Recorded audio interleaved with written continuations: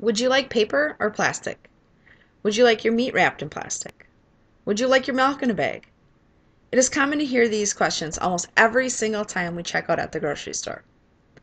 In about 8 minutes, you are going to be able to explain which is the right choice, which is more eco-friendly, which is more cost-effective, and you'll also be able to explain about 4 reasons why.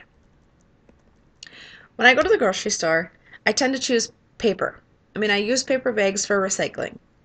And paper bags are made from paper, from trees, so they must be better for the environment. Wrong. Paper and plastic bags are both really bad for the environment, but paper bags actually create more air pollution and they waste a lot more water than a paper bag or a plastic bag does. Let's take a look at how many paper and plastic bags are used annually. Today, more than 10 million paper bags are used in 1 year. According to Lisa Root, a writer for Planet Green, about 500 billion to 1 trillion plastic bags are used every year.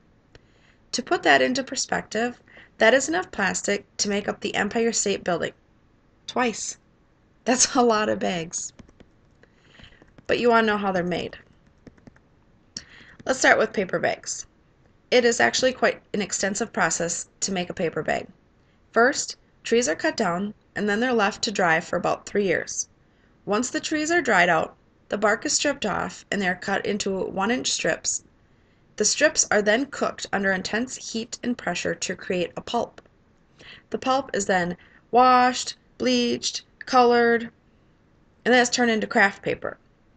The craft paper is then rolled out and cut into the right size, it's folded, and then it's glued. It takes about 1 gallon of water to make 1 paper bag. 1 gallon. So that's 10 million bags used a year. That's 10 million gallons of water being used just to make paper bags. Now the process to make a plastic bag is not quite so extensive. It comes from Livestrong.com explained that plastic bags come from polyethylene pellets. The pellets are then melted down into a liquid, and the melted plastic is passed through a column of air. It's like a bubble effect. If the bag is going to be colored, the pigment is added at this time. Then the bag passes the cooling process, where cold air is blown on them until it turns back into a solid. The bags are then rolled flat and fed through a machine and cut into the appropriate shapes and sizes. The handles are also cut there as well.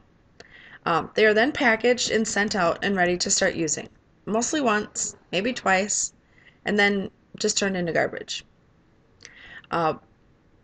12 million barrels of non-renewable petroleum oil are required to make just 100 billion bags.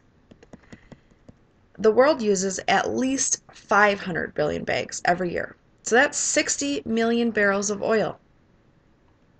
That number could easily be doubled because the amount of bags that we use annually are anywhere from 5 billion to a trillion. Another thing I found very motivating to learn was the amount of petroleum to make just 14 plastic bags could drive our average car 1 mile down the road. 14 bags could drive a car 1 mile. You probably have 14 plastic bags in your home. You could probably drive 5 miles with the amount of plastic bags that you have in your home. To think about how much resource and energy is being used to make bags every single year, and that the bags are only being used about once, maybe twice, it is an enormous amount of waste. In 1 year, only 1% of plastic bags are actually recycled. In 1 year, 300,000 tons of plastic bags are dumped into landfills. If you were to throw a bag into a landfill today, you would not see it decompose in your lifetime. Your children wouldn't see it decompose in their lifetime. Your children's children. Your great-great-great-great-great-great-great-grandchildren's children would be here, and so would that bag in that landfill that you threw today. The difference between a paper bag, it can take 2 to 5 months to decompose. So if plastic bags are not recycled, or dumped into a landfill, they find their way into the real world. Away from our pantries with 50 other of their little bag friends, they end up in oceans, where it takes thousands of years to decompose. They poison the water that the sea creatures call home. 100,000 marine animals die every single year. Animals like sea turtles, dolphins, whales, and seals, from getting tangled up in plastic bags, suffocating themselves, or actually ingesting the bags. Both paper and plastic can be handy, but they have their drawbacks. A paper bag uses an enormous amount of petroleum and water to create, but it does decompose fast. A plastic bag takes little resources to make, and according to Jim Roach, who wrote for the National Geographic, 70% less emissions than a paper bag. Plastic bags, though, can last up to 1,000 years in a landfill, or thousands of years in the ocean. The best choice would be a reusable bag. A canvas bag costs about $1 to $2 to purchase. You can buy them at almost all the local grocery stores. Gordy's, Walmart, Aldi's, Target, Mega. I've seen them everywhere. They last years and years. You can fit about 3 or 4 grocery bags worth of food in that one canvas bag.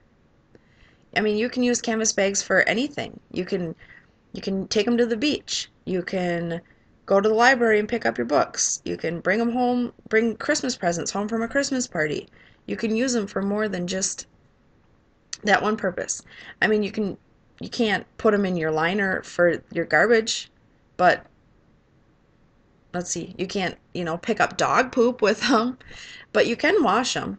I mean, you could throw them in the washing machine if you get a mess in them or a leak or something, but I mean, how embarrassing is it when you go to the grocery store and your bag rips? You're just, all your food goes flying everywhere, rolling this way, and some's over there, and you feel like a homeless person scrounging for food. Well, with a canvas bag, that doesn't happen. I mean, they don't rip. Like I said, they can hold about 3 to 4 times a grocery bag, but they can also hold the weight of 3 or 4 grocery bags. So now that you've learned how horrible paper and plastic bags are for the environment, I hope the next time you go to the grocery store and you hear that question, do you want paper or do you want plastic? You're going to say, neither. I have my own bag.